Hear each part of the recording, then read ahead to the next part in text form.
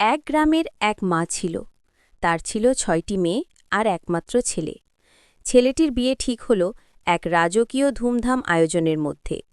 বিয়ের প্রস্তুতি চলতে লাগল আনন্দ উল্লাসে। কিন্তু সেই আনন্দের মাঝেই জমল ষড়যন্ত্র। সেই মায়ের ৩ মেয়ে, তাদের ৩ স্বামী, সঙ্গে এক নাতি আর এক নাতনি মিলে গোপনে পরিকল্পনা করল। এই দলে যোগ দিলেন মা নিজেও। তাদের উদ্দেশ্য ছিল এক মেয়ে, তার ২ কন্যা আর ২ জামাইকে বিয়ের অনুষ্ঠান থেকে বাদ দেওয়া। এভাবে তারা নিজেরাই নিজেদের রক্তের আত্মীয়কে অমানবিকভাবে অপমান করল।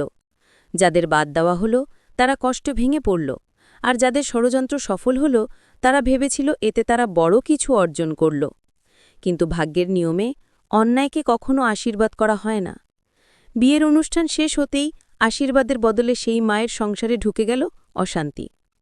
যেই মেয়েরা ষড়যন্ত্র করেছিল তাদের সংসারে শুরু হল ঝগড়া বিবাদ। জামাইরা একে একে ব্যবসায় ক্ষতির মুখে পড়ল। নাতি নাতনিদের পড়াশোনায় অদ্ভুত সমস্যা দেখা দিল। এমনকি মেয়েদেরও সেই মায়ের নিজের শরীরেও অসুখ বাসা বাঁধতে লাগল। অন্যদিকে যাদের বিয়েতে বাদ দেওয়া হয়েছিল তারা অপমান সয়ে নীরবে প্রার্থনা করেছিল আল্লাহর কাছে।